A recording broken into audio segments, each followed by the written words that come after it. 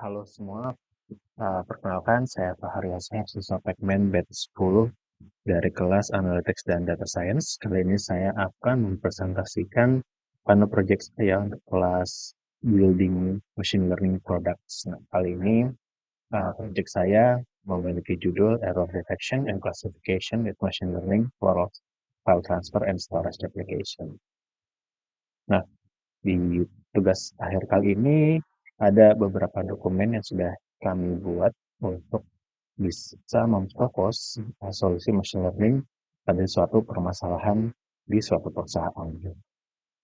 Nah, apa sih permasalahan yang dihadapi oleh perusahaan tersebut gitu? Nah, di sini kita membuat gitu, kita mensimulasikan suatu perusahaan bernama Batutech. Nah, di sini Batutech ini sendiri dia adalah suatu perusahaan teknologi yang sudah besar gitu. Dan perusahaan ini memutuskan gitu untuk memiliki file storage dan storage application khusus untuk tim finance mereka gitu. Karena dari Batutech sendiri mereka merasa bahwa data dan juga data-data yang ada di divisi finance itu data yang kritikal dan juga data yang sensitif gitu. Jadi mereka memutuskan untuk membangun suatu aplikasi storage yang bernama Batu Storage yang dikhususkan khusus untuk tim finance untuk menyimpan file-file yang mereka punya gitu di on-premise perusahaan seperti itu. Nah, permasalahannya adalah setelah 2 tahun program tersebut berjalan, ternyata terdapat isu-isu uh, yang cukup kritikal gitu, di mana file yang disimpan di aplikasi Batu Storage itu banyak yang hilang atau banyak yang korup sehingga tim finance harus double check file-file tersebut sebelum bisa benar-benar menyimpan file tersebut di aplikasi Batu Storage tersebut dan hal itu menyebabkan operasional dari tim finance dari Batu Tech ini sendiri itu terhambat gitu sehingga ada revenue loss dari sisi finansial perusahaan gitu dan ini sudah menjadi concern bagi para investor dan juga tim eksekutif dari Batu Tech sendiri gitu. Nah, untuk bisa mengatasi hal tersebut, tim eksekutif dari Batu Tech memutuskan gitu untuk membuat suatu objektif di mana mereka ingin menerapkan machine learning solution gitu di aplikasi Batu Storage ini. Jadi mereka ingin membuat suatu sistem error detection dan juga classifier di mana bisa membuat storage tersebut lebih cerdas gitu sehingga tidak lagi ada file korup seperti itu. Nah, ini adalah bisnis proses dari aplikasi yang sudah develop oleh Batu Tech yaitu Batu Storage gitu. Di mana pertama dari tim finance save file, terus juga send file to server, kemudian uh, data di store di database dan juga data terlog oleh log system dari aplikasi. Kemudian ya file tersebut sudah ada di storage, maka dari CEO atau direktur dia bisa mengakses data tersebut seperti itu. Nah, kemudian kita masuk ke requirement dan constraint ya. Jadi apa yang dibutuhkan dan juga batasan apa saja yang ada di proyek kali ini gitu ya. Nah, kita mulai dari requirement dari stakeholder gitu. Stakeholder yang kita bisa identifikasi di proyek ini ada sekitar 7, pertama ada investor, terus juga ada tim eksekutif seperti CEO, CFO, dan CTO, kemudian dari divisi-divisi yang ada di Batutech seperti finance yang memang user, yang stakeholder dari proyek ini dan juga tim teknologi yang akan mengembangkan proyek dan juga tim produk yang akan mengawal dan sekaligus memberi masukan bagaimana bisa mendevelop proyek ini sendiri gitu. Dan masing-masing stakeholder mereka memiliki objektif tertentu gitu ya. Untuk investor sendiri mereka objektifnya adalah mereka ingin bisa selalu update gitu terhadap progres dari proyek ini. Sama halnya dengan CEO yang mereka adalah juga ingin selalu mendapatkan update, tapi juga si CEO di sini mereka dia melakukan strategi apa saja yang harus dilakukan gitu untuk bisa memitigasi masalah ini, tidak hanya dari uh, pengembangan aplikasi machine learning, tapi juga strategi-strategi lainnya untuk bisa uh, memitigasi selama proses pengembangan machine learning gitu. Dan CEO di sini juga melakukan strategi bersama CEO untuk bisa strategi-strategi non teknis yang bisa dilakukan untuk bisa mengatasi masalah ini. Sedangkan CTO dia juga melakukan strategi prosesnya masalah-masalah teknis yang ada di proyek ini gitu. Dan kemudian masuk ke divisi-divisi dari tim finance, mereka adalah stakeholder di sini karena mereka membutuhkan bantuan dari tim teknis, technical tim engineer untuk bisa mendevelop solusi ini. Dan product development di sini mereka adalah yang melakukan bridging antara tim finance dan juga tim teknis gitu. Dan tim teknologi decision ini mereka yang melakukan uh, pengembangan gitu secara teknis. Jadi yang mereka yang melakukan coding dan juga mereka melakukan testing terhadap solusi-solusi yang sudah diberikan gitu. Nah, apa saja batasan-batasan yang harus dibatasi sehingga proyek ini tidak uh, berkembang jauh gitu, ke hal-hal lain yang sebenarnya tidak diperlukan gitu. Nah, pertama ada data constraint. Dan data constraint ini di sini kita bisa lihat bahwa data yang kita digunakan ini untuk bisa memberikan solusi machine learning ini kita hanya membutuhkan data-data dari application log dan juga dari network log dan juga dari uh, server log gitu. Jadi kita mengambil data dari logging system, hosting infrastruktur dari Batu.tech ini sendiri itu.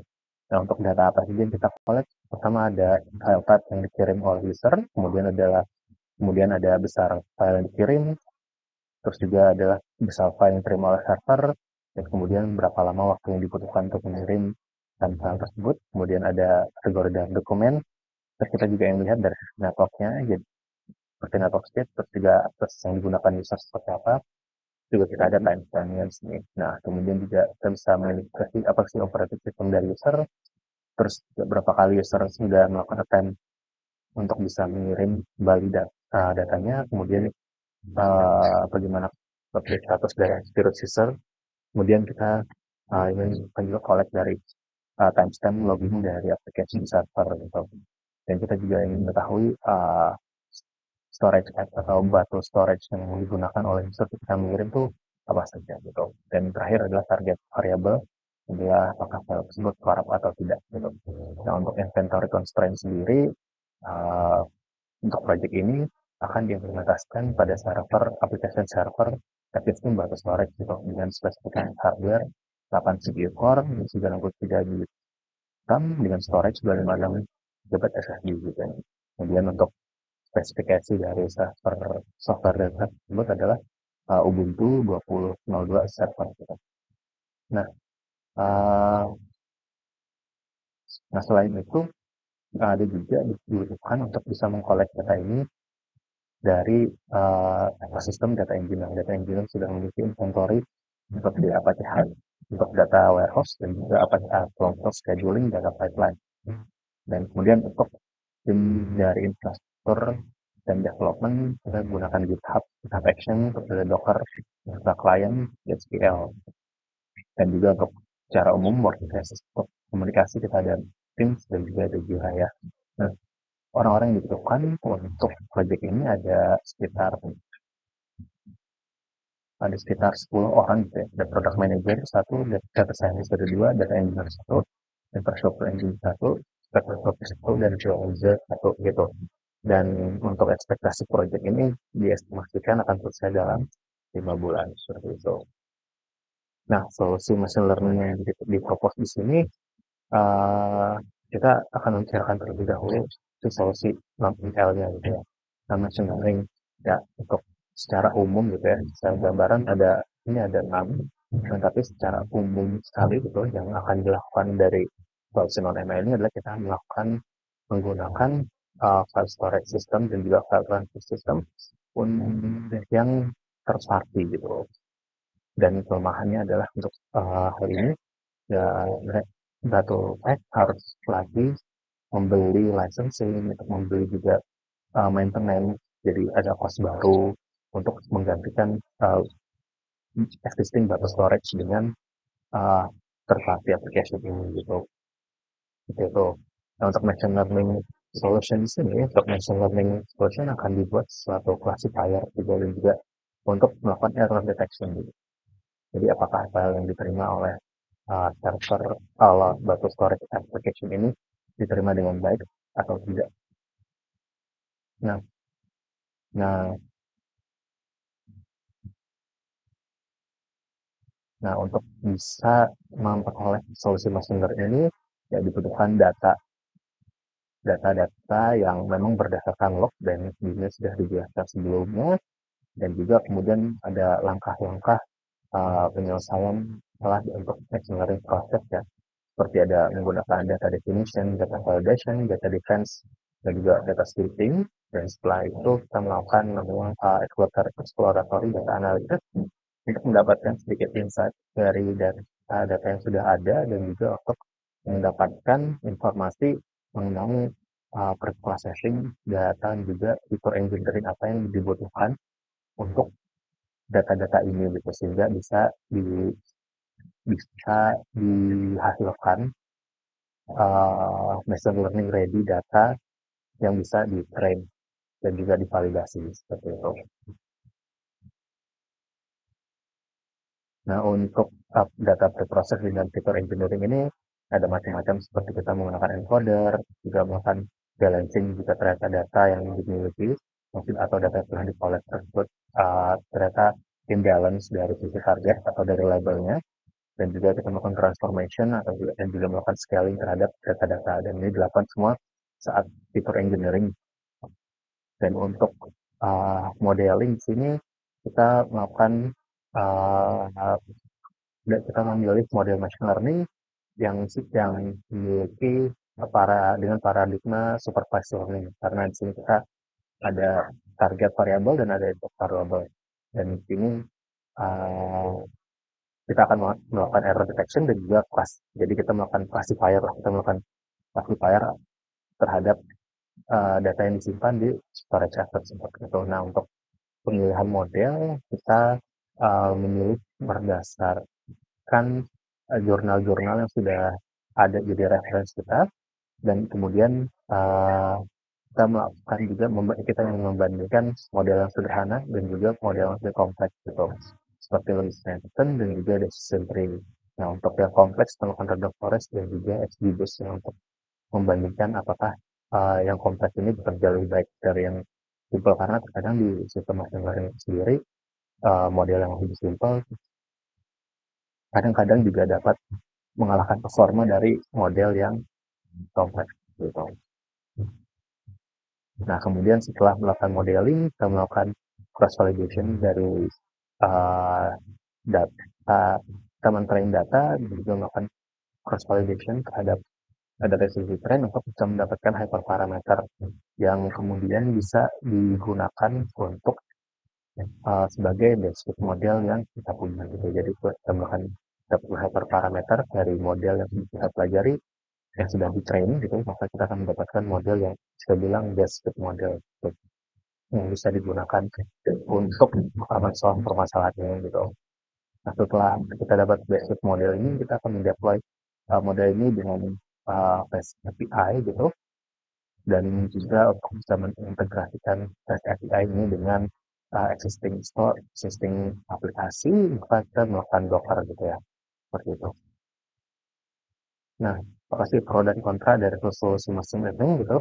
Dengan menggunakan solusi machine learning ini, ya, diharapkan gitu aplikasi storage app sebelumnya menjadi lebih efisien. Jadi mereka bisa mendeteksi error yang lebih baik terhadap file yang dikirimkan oleh tim finance gitu. Nah, apa dan kekurangan dari solusi machine learning ini terutama ya akan menambah kompleksitas aplikasi existing menjadi lebih kompleks lagi gitu, dan selain itu juga uh, untuk bisa menambahkan fitur machine learning ini di existing aplikasi, maka uh, harus menambah lagi, akan menambahkan resource tambahan gitu di infrastruktur di application server yang dimiliki oleh tim infrastruktur. Seperti itu. Jadi akan ada uh, tambahan resource baru gitu atau menambahkan resource atau menggunakan resource existing yang tersedia gitu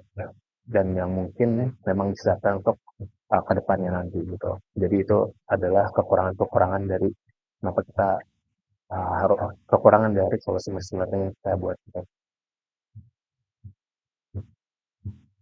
Nah untuk nah untuk metrik yang digunakan kita akan fokus ke akurasi gitu karena kita ingin benar-benar bisa mendeteksi apakah file yang dikirim tersebut itu korup atau tidak. Kita tidak ingin melihat karena dengan kita melihat spot nilai recall dan juga precision, kita akan mendapatkan itu tidak baik lah gitu karena uh, hal jika kita fokus terhadap precision recall maka ya aplikasi kita akan masih bisa ada tracing error sehingga masih menyebabkan ketidakefisienan di tim finance dan itu kita tidak menginginkan hal tersebut. Nah, kemudian uh, kita akan lanjut lagi ke project plan. Tadi setelah kita sudah mendefinisikan uh, solusi dari machine learning, maka kita harus merencanakan project ini lagi gitu. Dan di sini kita sudah membuat project plan dokumen, di mana ini adalah dokumen kontrol yang isi developer dan juga person insight-nya adalah fiktif ya. Jadi ya di sini kita ingin menunjukkan apa sih plan yang akan kita lakukan itu untuk bisa menerapkan solusi dari machine learning ini gitu.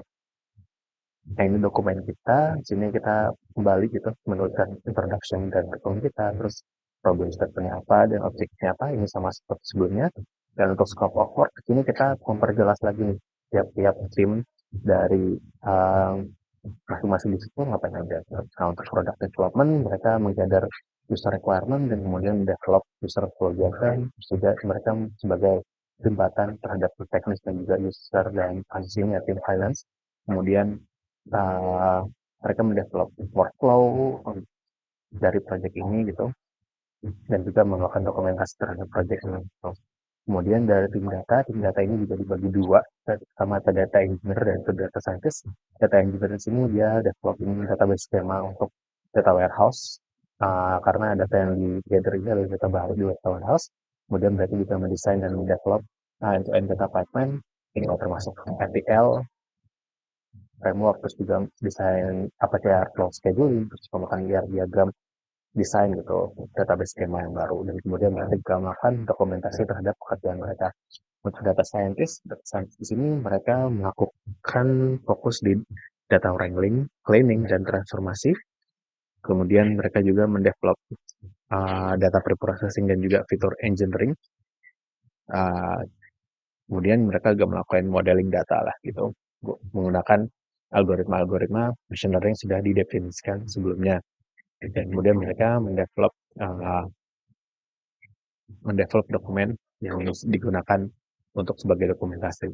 Kemudian untuk tim infrastruktur akan melakukan assessment terhadap requirement fitur machine learning ini di application storage, application server existing. Kemudian mereka menyediakan infrastruktur seperti untuk computing, storage, dan juga untuk memori ya gitu.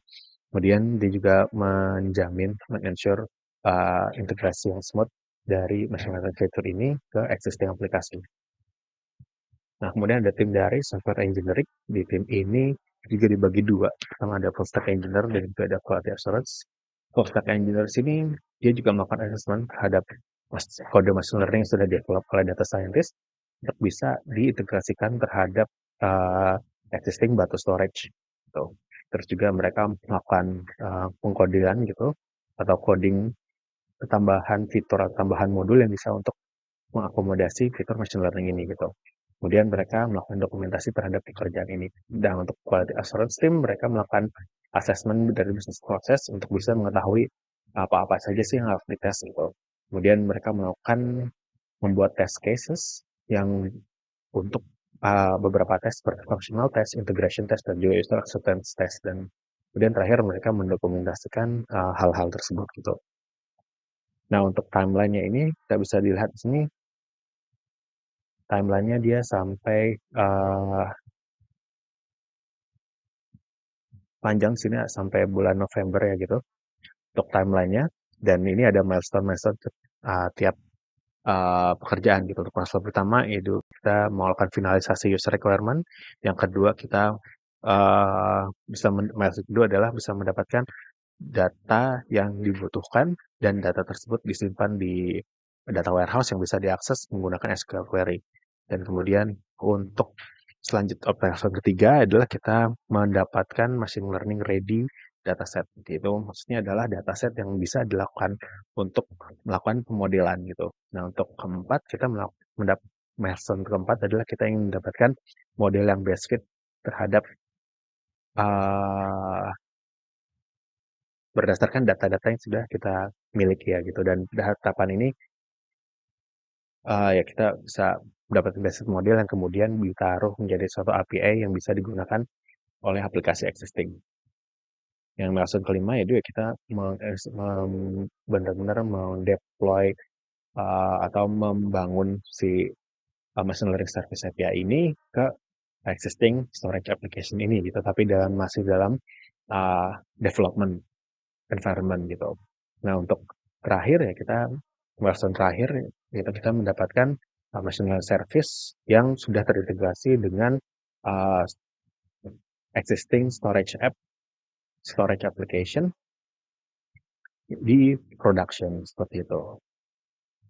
Nah, apa sih resiko dari project ini? Yang pertama, adanya computational resource might be over gitu, karena requirement yang ada, terus kemudian resiko keluarnya adalah data collection tidak ready karena karena waktu gitu dan isu-isu lainnya dengan data warehouse, dengan airflow, data yang lainnya.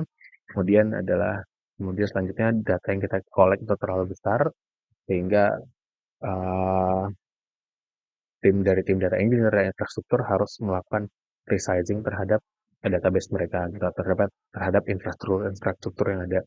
Dan atau bisa juga selanjutnya adalah kode machine learning bisa menyebabkan uh, existing storage application ini untuk bisa berubah secara lebih dramatis gitu ya. Dan terakhir, um, jika kita menambahkan fitur machine learning ini, ada kemungkinan munculnya bug-bug baru di aplikasi yang existing seperti itu. Nah, untuk tools yang dibutuhkan, ya setiap tim mereka butuh tools yang berbeda, gitu. Tapi ada tools-tools umum yang dapat digunakan oleh tiap tim seperti Notion, Google Workspace, Diagram, IDE, dan juga GitHub ini dipakai untuk hampir uh, semua developer yang melakukan uh, yang terlibat di project ini. Akan tetapi untuk product manager mereka hanya fokus di Notion dan Google Workspace dan juga Diagrams ini gitu. Dan untuk data engineer ada toolsnya adalah Apache Airflow dan Apache Hive. Data science dia pakai Jupyter Notebook. Infrastructure ada GitHub Action dan Docker, Kubernetes dan SSL Client. Untuk tools developer tools ya tadi ya mereka menggunakan Postgres SQL sebagai application database seperti itu. Ya, sekian presentasi dari proyek saya. Terima kasih sudah mendengarkan. Sampai jumpa.